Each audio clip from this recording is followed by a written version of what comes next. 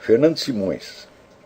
Parabéns pelo seminário de filosofia. Sou aluno novo e ainda terei que passar pelas aulas anteriores para me atualizar. Porém, pelo pouco que pude perceber, o alto nível de maturidade e consciência com que os assuntos discorrem revelam obra-prima e valor ímpar desse trabalho. Muito obrigado. Tem uma questão talvez off-topic, por isso já peço desculpas, que gostaria que o senhor comentasse. Ainda conheço pouco sobre os seus estudos sobre religiões comparadas, mas certamente você terá uma opinião esclarecida a respeito. O espiritismo. O que é que o senhor pode nos dizer sobre a religião e a doutrina espírita? Eu sei dizer o seguinte, que os fenômenos alegados pelos espíritos efetivamente existem. Isso eu comprovei abundantemente e tenho uma bibliografia enorme.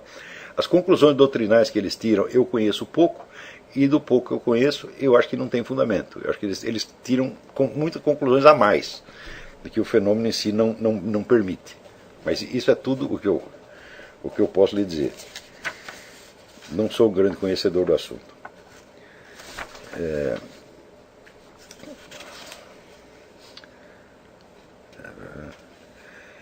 Bruno Magalhães. A tarefa para a qual nos estamos preparando certamente causará embates públicos entre gerações, a geração formada pelo curso online versus a geração falante, naturalmente precedente.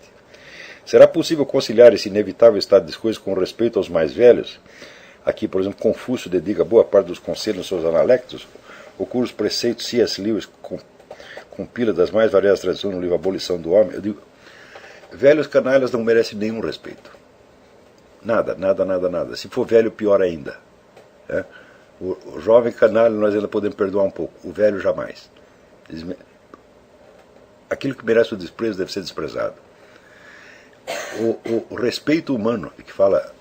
A religião católica tem ensinamentos fantásticos a respeito do respeito humano.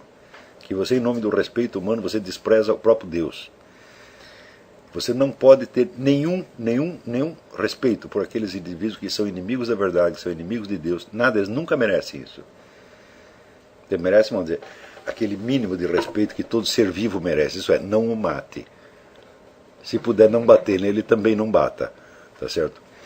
Mas, no mais, nunca abaixe sua cabeça perante essa gente. Esta geração de pseudo-intelectuais que domina o Brasil hoje é o pessoal mais desprezível que já existiu. São sub-humanos, estão muito abaixo da condição humana e pior, eles oprimem o coração alheio para que os outros fiquem ainda abaixo deles. Quer dizer, eles querem que a sua própria deformidade mental se torne o padrão pelo qual as pessoas serão educadas. Tá certo? Então, você veja. E quanto mais fazem isso, mais abusam de uma linguagem moralista que só os enaltece como se eles fossem as melhores pessoas do mundo, como se fossem modelos da humanidade, e todos os outros fossem desprezíveis.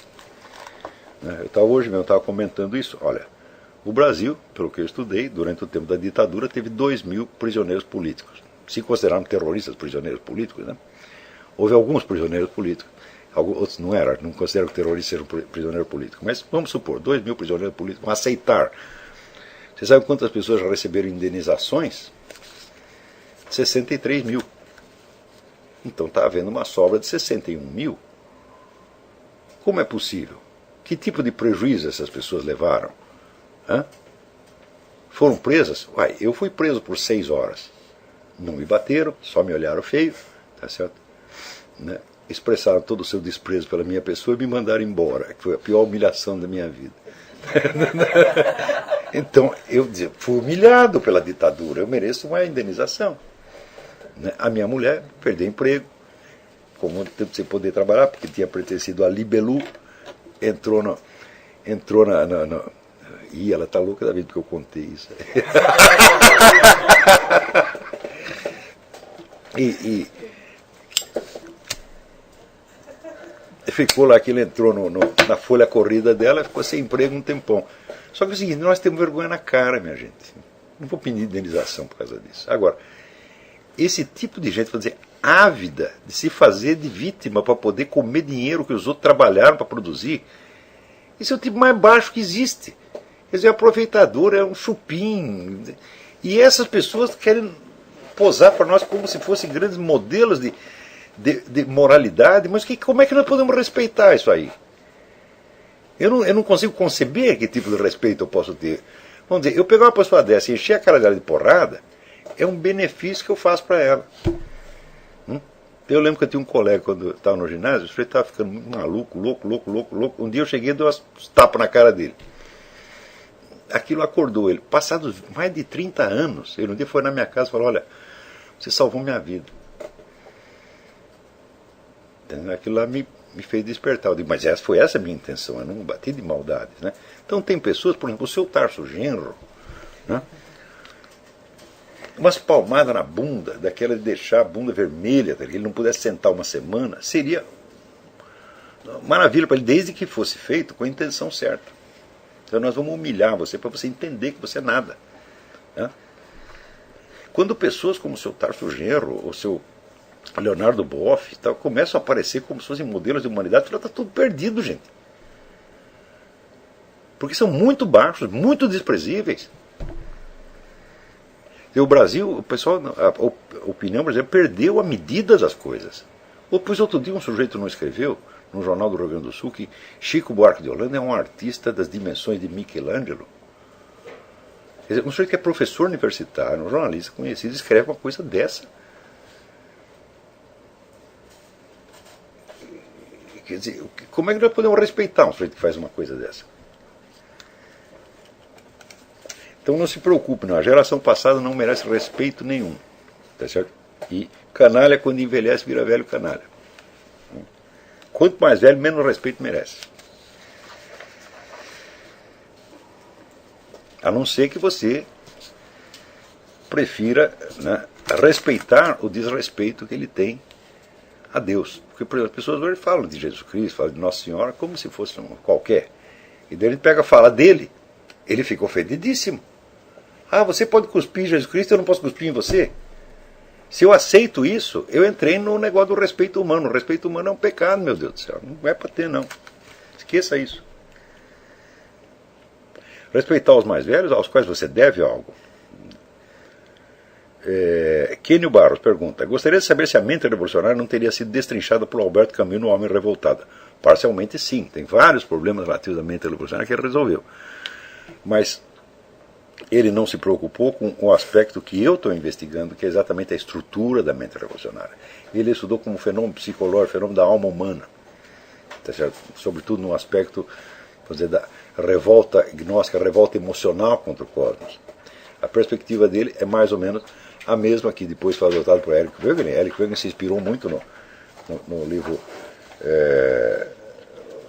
L'Homme Révolté, tá certo? Então, no próprio livro eu vou explicar tudo aquilo que os elementos que nós devemos ao Alberto Camus e onde nós temos que ir muito além do que ele concebeu ali.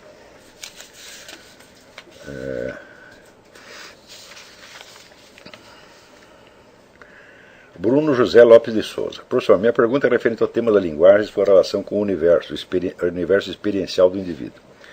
Eu sou de Teresina, capital do Piauí, e vejo que a quase totalidade dos membros da minha cidade se comunica a partir de um conjunto de símbolos linguísticos muito reduzidos e empobrecidos, tentando apenas encaixar situações reais e concretas em frases que parecem ter sido memorizadas, seja através da escrita padronizada dos periódicos, ou pior, dos livros que foram lidos na graduação, seja através de uma torta expressão oral cotidiana. E imagino que no resto do país a situação não se passe de maneira distinta. Dito isto, parece-me que a língua portuguesa, em sua riqueza abrangente, não se mantém em unidade no dia a dia do país. Ora, os brasileiros que a estão utilizando dessa forma não estão perdendo, dia após dia, seu próprio universo experiencial particular, mas sem a mais mínima sombra de dúvida. Quer dizer, quando a variedade da expressão existencial humana começa a se expressar através de meia dúzia de frases padronizadas que são infinitamente repetidas, a ruptura entre cabeça e coração foi total. As pessoas não têm a mais mínima ideia do que elas estão vivenciando. É tudo criação mental. E como é criação mental coletiva, veja, o coletivo, quer dizer, o intersubjetivo frequentemente se substitui ao objetivo, porque o intersubjetivo tem, vamos dizer, uma espécie de uma presença, uma espécie de uma pressão sobre as pessoas, e dá a ilusão de que é realidade, mas apenas é a interconfirmação de um bando de idiotas falando besteira. Agora, no Brasil de hoje, dada a insegurança da sociedade, o apego das pessoas a essa solidariedade intersubjetiva é monstruoso. As pessoas têm necessidade de repetir as mesmas frases dos outros para elas sentirem que são iguais aos outros, sentirem uma espécie de defesa comum. Mas é claro que, veja, a intersubjetividade vai te defender contra a bala perdida, vai te defender contra o assaltante na rua? Não vai.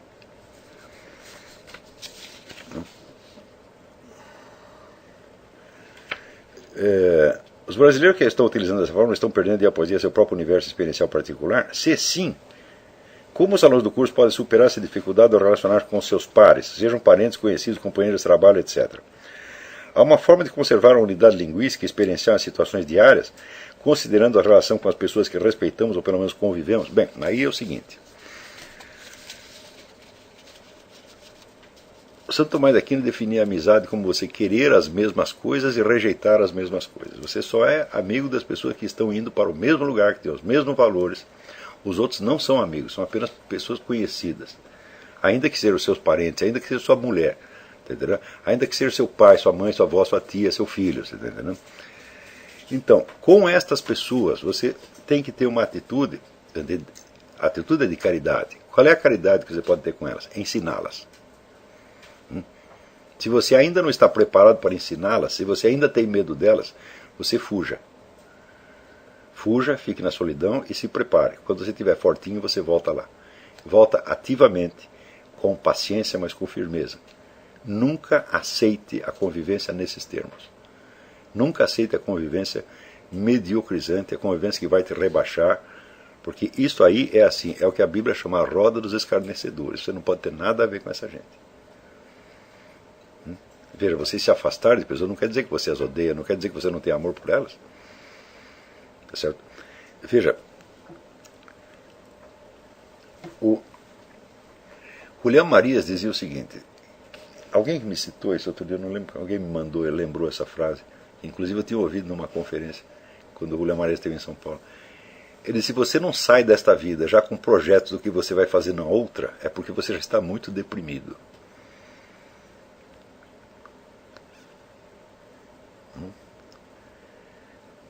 Então, isso quer dizer que se você considera a sua vida apenas nas dimensões da sua existência biológica presente, você já está totalmente mutilado. Então,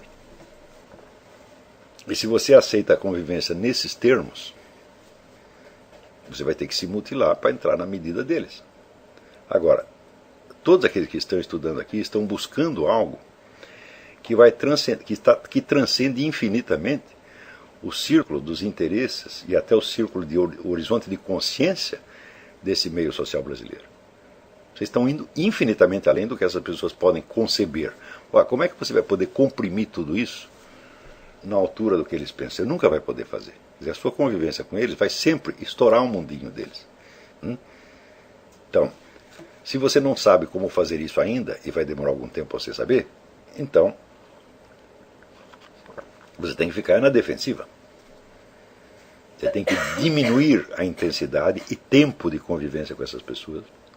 Seja bom para elas, mas não espere nada delas. O truque é esse, é só este. Você conviver ser bom para elas não há problema nenhum. O problema é quando você espera que elas te compreendam, que elas te amem, que elas te ajudem. Espera um sorriso. Não espere nada. Considere como se fossem crianças doentes no hospital que você está cuidando. Um monte de criança leprosa. Elas não vão poder te dar nada. Você não pode te ajudar jamais, mas elas podem receber algo de você. Ajude, se a pessoa precisa de um conselho, dá. Se precisa de dinheiro, empresta. Se precisa estar doente, ajude. Mas não espere nada. Você pode esperar um pouco das pessoas que têm os mesmos valores que você. Os alunos desse curso, outras pessoas que têm convivência com alto nível de exigência intelectual e moral, dessas você pode esperar alguma coisa. Dos outros, não. Você pode ter amor pelas pessoas, mas não espera amor delas. É uma coisa muito simples, né? Então, nesse caso, você vai estar realmente, aí você está fazendo a obra divina, porque Cristo não esperava nenhum amor das pessoas pelas quais ele se sacrificou. Não é isso? Agora, nós não podemos ser o Cristo 24 horas por dia. Nós precisamos de alguma consolação, de alguma amizade, nós somos muito fracos. Não? Quer dizer, Cristo passa toda a existência dele aqui sem ser compreendido em nenhum único instante. É solidão total, ele não tem amigos.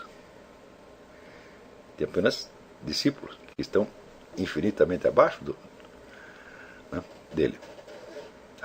Nós podemos ser isso de vez em quando, né? Mas ser isso permanentemente só Cristo pode. Então, por isso é que eu digo, você precisa ver o quanto de convivência com essas pessoas você aguenta. Na hora que você começar a ficar irritado com elas ou com medo delas, você vai embora. Então, só conviva com elas para lhes fazer o bem. E não espere nada. O problema começa justamente quando você espera. Você quer que eles gostem de você. Né? O dia que você aprender assim, a amar essas pessoas sem nada esperar delas. Então, olha, se ela gosta de você ou não gosta, é indiferente. O dia que você aprender isso, você vai ver a libertação que você tem. Você não pode, veja, é só isto que torna você independente das pessoas. Se você desprezar as pessoas e tiver ódio delas, você é dependente delas. Agora, o desprezo no outro sentido que eu estava falando é perfeitamente compatível com o amor. Eu, por exemplo, eu não posso aceitar, vamos dizer, a falsa figura, a falsa personalidade que o sujeito está me oferecendo, né, e ter amor por isso. Eu posso ter amor pela verdadeira personalidade do sujeito, tal como eu a estou vendo, eu a entendo. Agora, se ele insiste em me transformar num personagem do seu teatrinho mental, forçando aquela falsidade em cima de mim para que eu responda neste nível, não, eu tenho que estourar esse jogo. Se eu não sou capaz de estourar esse jogo, né, de modo que isto faça bem para ele, então eu tenho a obrigação de me afastar. Então, a posição, se vocês querem estudar, se tornar de intelectuais sérios, que tem uma função na educação, inclusive moral brasileira, vocês têm que ver que vocês só podem conviver com os que são seus pares. Pode ter amizade com os pares, com os outros não dá para ter. Dá para ter o amor, dá para ter caridade, tal, mas amizade não. Isso é impossível. Agora, no Brasil existe uma concepção de amizade que é a amizade como promiscuidade. O sujeito é seu amigo, então quer dizer que ele tem todos os direitos sobre você. Ele é seu amigo, ele pode comer sua mulher, bater sua carteira, e você tem que perdoar tudo. Não é isso? Como diz o meu amigo Edu, você tem que dar para o sujeito e ainda pedir desculpa porque está de costas. Entendeu? Isso é que se chama de amizade no Brasil. Não é isso? Então, não caiam nessa. Quer dizer, o meio brasileiro é enormemente corruptor, enormemente deprimente e enormemente dissolvente.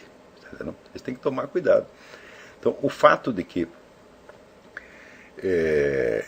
esse curso tenha tantos alunos, isso é uma misericórdia de Deus para com vocês.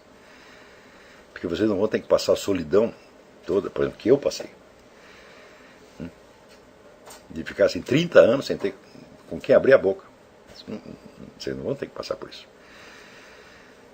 Então, vocês procurem amigos no meio das pessoas que têm os mesmos valores, que têm os mesmos objetivos. Os outros você considera como se fossem seus pacientes. Esse é um hospital, você está lá para cuidar deles. E você tem que estar pouco se lixando para a gratidão ou ingratidão deles. Então, aí, quer dizer, o amor sem recompensa, é o amor divino. E a hora que vocês praticarem isso, vocês vão ver como isto é bom, como isso faz bem para você. Porque é isto que Cristo pediu para a gente fazer.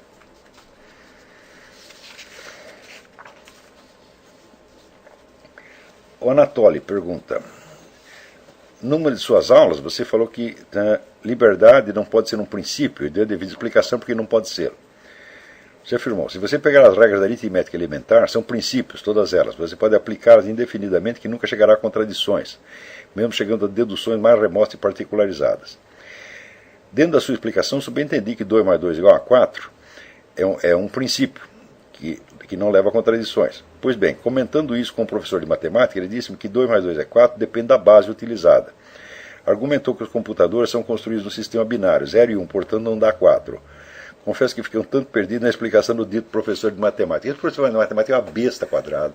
Mas uma besta, meu Deus do céu, isso é um jumento! O cara está confundindo a quantidade com o símbolo que a representa e com a linguagem com a qual você expressa. Eu digo, mas o que é isto? Olha, você pega no seu computador, tem uma calculadora, faz uma conta de 2 mais 2 é 4 na calculadora, você vai ver se não vai dar 4. Quer dizer, o que é isto, meu Deus do céu?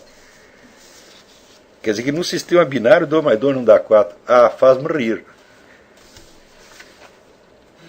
Explica isso para o computador. Cada vez que der 4 na calculadora, você fala, não, está errado, pelo sistema binário não pode. O sistema binário, como qualquer outro sistema, é baseado no negócio que chama princípio de identidade. Porque se você tem só 2, você tem 0 e 1. Isso significa que o 0 é 0 e o 1 é 1. Isso baseia-se no princípio de identidade. Portanto, baseia-se no próprio princípio da aritmética elementar. Quando se ouviu falar de lógicas paradoxais, não há lógicas paradoxais. Há apenas linguagens diferentes, desenvolvidas a partir do mesmo princípio de identidade, considerado em modo direto e em modo inverso. Isso é uma coisa que todo mundo tem obrigação de entender. Quem levou mais de 2 minutos para entender isso, não pode fazer esse curso. Se for preciso explicar, está entendendo? Então, já não dá para fazer. Eu acredito que todo mundo entende isso. Se você não entendeu o que o seu professor de matemática disse, é porque você entende o que eu estou falando. Tá certo? Porque no que ele disse não há nada para entender.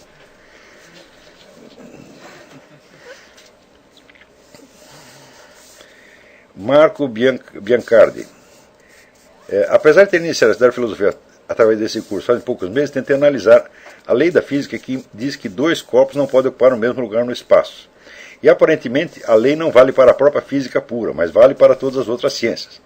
E isto ocorre porque a física pura se prende às propriedades da matéria e as outras ciências dão ao corpo propriedades que os tornam indivisíveis, sob pena de não serem mais objeto de estudo inicial. É evidente. Se você quer estudar, vamos dizer, os minerais, você está supondo a unidade corporal dos minerais, porque se você desfizer, eles não podem mais ser objeto de estudo mineralógico ou geológico, já pode ser objeto de estudo da física. Como a física vai estudar a matéria na sua própria estrutura interna, então ela não pode levar em consideração este princípio, que será justamente uma consequência do que ela está fazendo. Deve ter muitíssimo bem observado, Marco. Parabéns, é assim que se faz. Quer dizer, você está entendendo que existem esses diferentes planos e que a linguagem das ciências não está falando das mesmas coisas. Tá certo? Agora, presta atenção, se você somar todas essas perspectivas e essas diferentes pontos de vista das várias ciências, você não compõe a realidade. A realidade você se apega pelo senso da presença do ser. Fora disso, a totalidade da ciência não significa nada. Então, acho que com isso aqui nós acabamos por hoje. Então, há mais algumas perguntas aqui, mas acho que elas são muito complicadas para responder. Oi. Qual é a sua? Na folha que não está arriscada. Espera aí. Cadê? Mourão Garcia. Professor, o senhor acabou de nos dar um critério para os debates públicos e como lidar com os canalhas. Desde o começo do curso e nesse exato momento há também o debate entre os alunos que constantemente ocorre no fórum, no chat e em listas de discussão não necessariamente voltadas às aulas, mas entre membros da nossa fraternidade de alunos e buscadores da verdade. O senhor poderia dar algumas diretrizes, regras básicas para que esse debate possa ser saudável, produtivo e leve ao enriquecimento de todas as partes? Bom, o primeiro debate, nunca insista muito nos seus argumentos, porque não é importante agora você ter razão. Importa você ter razão daqui 20 anos. Você está entendendo? Então, às vezes é mais importante você argumentar contra você mesmo do que a favor.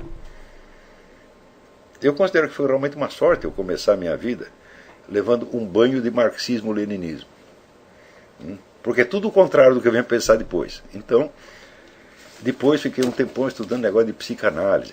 Ou seja, o principal, vamos dizer, do besterol moderno, eu fui impregnado daquilo. Tá certo? Então, eu sei pensar o contrário do que eu penso. Porque o contrário do que eu penso hoje era o que eu pensava ontem. E isso é muito importante. Então, não importa muito você ter razão agora. Até você pensar a coisa errada, desde que você saiba que pode haver uma segunda segunda hipótese, tá certo? É o que vale. O que vale é o trabalho de imaginação, de você sempre pensar, e se não for assim, e se for de outro jeito? Mas isso eu estou me referindo, claro, a pontos concretos. Porque se você, não com relação aos princípios básicos. Princípios básicos não tem como negar, princípio de identidade, essa coisa não é besteira ficar discutindo isso. Mas, por exemplo, as suas opiniões sobre coisas da sociedade, da história, da moral, da psicologia, etc, etc. Importa muitíssimo você ver, Napoleão Bonaparte que ensinava isso. Considere todas as possibilidades e faça a lista. Está entendendo? Só aí que você vai ter a medida da articulação das coisas e vamos dizer, da gradação de veracidade que pode existir em cada um desses aspectos e como eles se articulam. Então, você, por exemplo, você ser capaz de articular perspectivas opostas. Você vê que uma é verdade num certo plano, outra é verdade num outro plano. Né? Às vezes é uma simples questão de semântica, como no caso da palavra coração.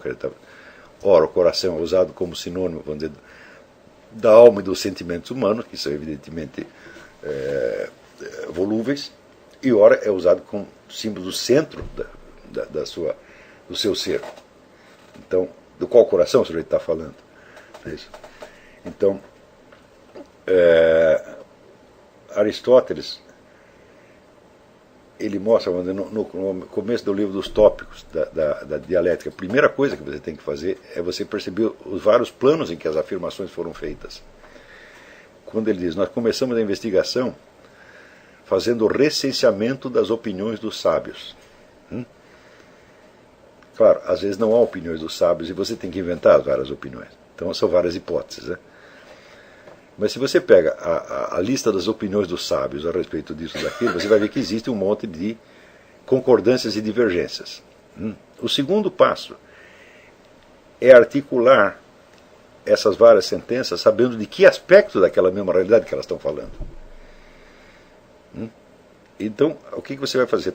É como se o objeto fosse tivesse aqui parado no ar e você está lançando várias perspectivas para ele, como quem desenha. Você mede daqui, mede de lá, conforme você muda de lado, você está vendo coisas diferentes. Então você vai articular as várias opiniões como se fossem várias perspectivas, sabendo que alguma veracidade, em algum nível, deve ter em cada uma delas, mesmo a que aparece mais absurda.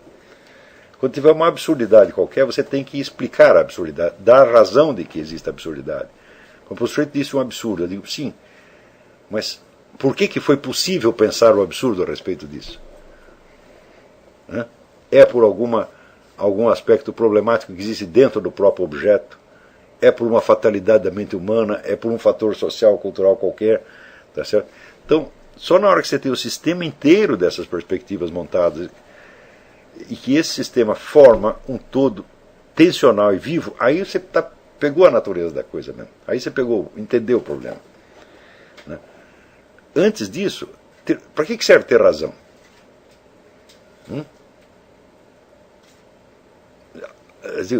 Ora, se você for um general comandando um exército, é muito importante que você tenha razão, porque se você planejar um negócio errado, o seu exército vai morrer, e você também. Tá certo? Quando nós não temos nenhuma responsabilidade ainda, nós temos o privilégio de poder não ter razão. E de poder continuar pensando a coisa sobre suas várias perspectivas sem ter que chegar a uma decisão ainda. Então, por isso eu digo assim, a tolerância para o estado de dúvida durante longo tempo é condição para o estudo. Quer dizer, você poder continuar dizendo, eu acho isso, mas eu não sei. E daí você tentar achar uma outra coisa, até você completar a perspectiva. Não é ficar dúvida eterna, não. Isso é besteira também. Porque existe, vamos dizer, um limite, quer dizer, a possibilidade de perspectivas diferentes sobre um objeto tem um limite. Não um limite absoluto, mas um limite prático. Quando você diz, bom, agora já examinei sobre todos os aspectos, já que esse negócio já começou a encher o saco, já estou começando a me repetir. Estou começando a fazer todo o circuito de novo, repetindo as mesmas opiniões de antes. Então daí não precisa mais. Então você tem a condição de articular a coisa, né, e montar o objeto como um problema. Isso é que é importante aprender a fazer agora.